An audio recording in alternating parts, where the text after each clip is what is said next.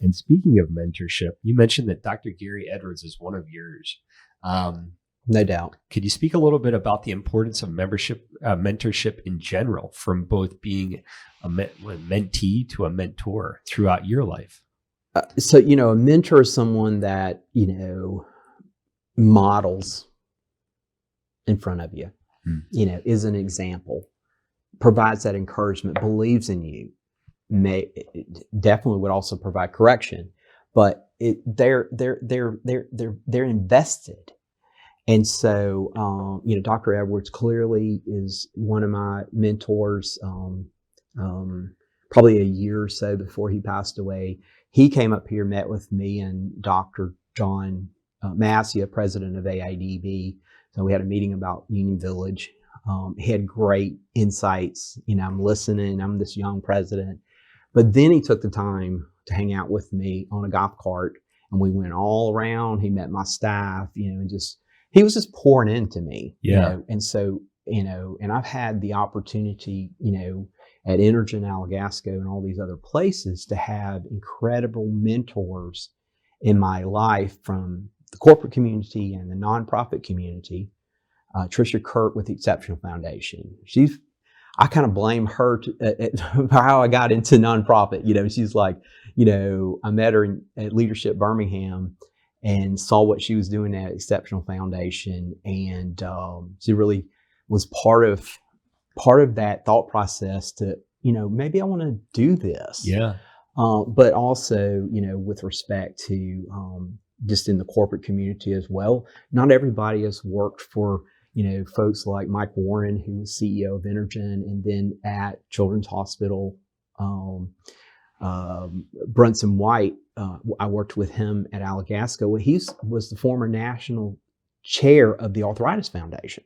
So I just had all of these individuals that have invested in me and helped mold me, and all played a part in, what I've done and now what I'm doing. Mm-hmm. I think bringing that here to the Presbyterian Home for Children and to those children and to those, girls, young adults there, and to be kind of that mentoring space for them. And I think everybody here kind of encompasses that when they're meeting with these individuals one-on-one, the children and the moms and the caregivers.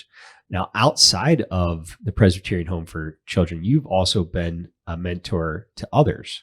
I have. And would you like to highlight one of those? I would like to highlight one of them for sure. And so Mark Lucas has what's called the Music Room, and his nonprofit, it's the Music Room Foundation, and Drums and Disabilities. And so I actually met Mark at a Birmingham Parent Special Needs Expo that was held at United Ability there at Link Point. Mm-hmm. And so during but that's also a time when vendors connect and, and so forth. So I was like, what is Drums and Disabilities? And so began to learn that this young man, same age as my son, so he had incredible music ability, but during his high school years, he began to suffer from epilepsy and have these incredible seizures just in the middle of class and other places, and really had a tough time because people were honestly not very kind. Not even teachers. But what ultimately happened is he was going through some kind of PET scan, and he had a seizure during that, and they knew exactly where to operate if he was willing to take the risk. Yeah. So he was. It's kind of lucky to have that happen at that exact moment. Unbelievable. So he lost, I believe it was his left side all the way down.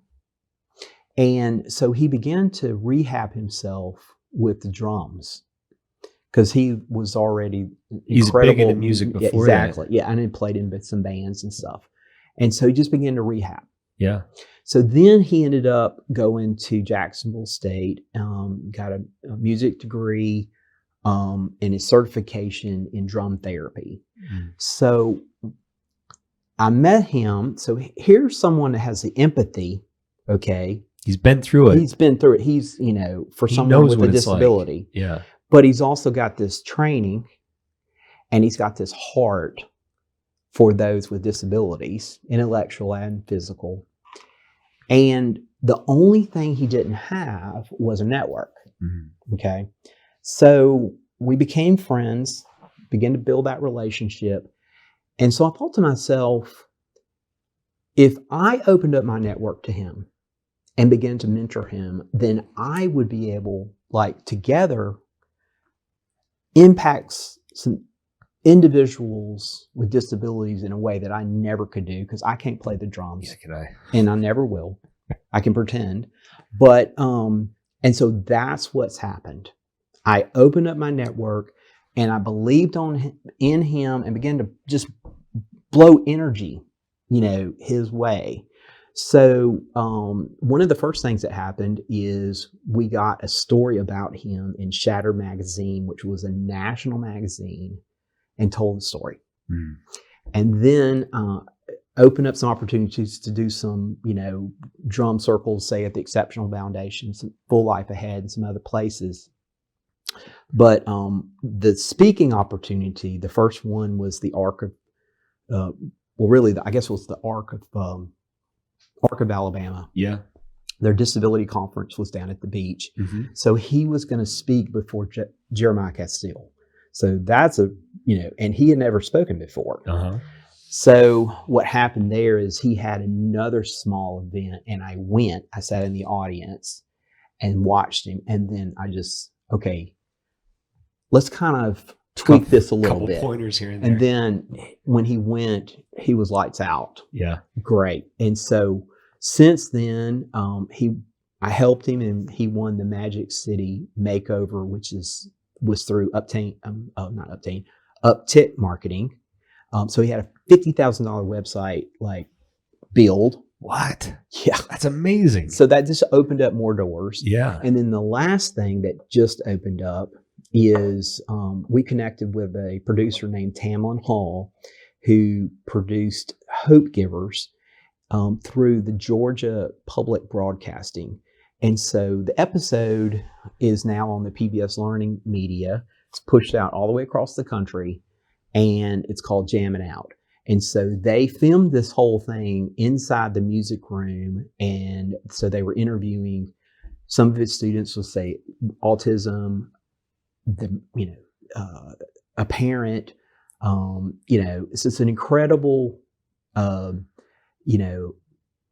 story about Mark and how he's impacting those with disabilities. His journey, and then going into serving those. And doing that. And all I did was believe in him, open up my network, and I was, hey, Mark, I think we have opportunity to go national with, PBS. Yeah. And he's like, what? I'm like, yeah. So it's been fun. And Mark's located in Birmingham, correct? He's in Leeds. Okay. And with your permission, we'd like to reach out and Absolutely. do a broadcast with him, maybe even something that's live so others can join in if they have a drum at home. It would be great. To do something along those lines. We've brought Mark here 2 different times. So he's done drum, the drum circle with our Modern Care Girls. Mm-hmm. And he's also done it twice with our Union Village residents. What's been the reaction from those individuals going through that? Oh, they love it. Yeah. They love it. Because I don't know much about music therapy there. But when I feel a tune and it speaks to me, I can't help but just kind of groove a little bit. Yeah. He and I don't have that background either, but he knows, he's very intentional. So he knows what he's trying to accomplish. Oh yeah. You kind of don't see that if you're there just listening to the music, but he's got a plan underneath that. But it's amazing. We had this Hawaiian luau for our Union Village residents. Mm-hmm. And so you have, blind, deaf, disabled, and, it's like 25, 30 people there. And he's able to choreograph everybody, get everybody, kind of on, the same page. But it really comes from that empathy where, and the passion. And the passion. Yeah. And I was like, can I leverage that? Can I harness that? and work through him to create And something special. it's having a positive impact on those that he's reaching. No doubt. And at the end of the day, I think that's what we all want, is to make sure that happens. It's a very easy thing. So my family member, she's nonverbal, so she can't talk in the normal ways that we are right now, but she has her own communication. And a lot of the decisions that I have there boiled down to really one thing. And does she have a smile on her face when this is happening? Or is she, acting out and telling us that she doesn't like that? Right. No matter how hard that decision is, it always boils down to that. Right. And that makes it a very easy decision for me. So if these individuals are going through music therapy and they're just, super excited about it, we definitely want to do that more. Exactly. So that's an amazing story there, Mr. Lucas. And we'd like to follow up on that. Oh, we love it.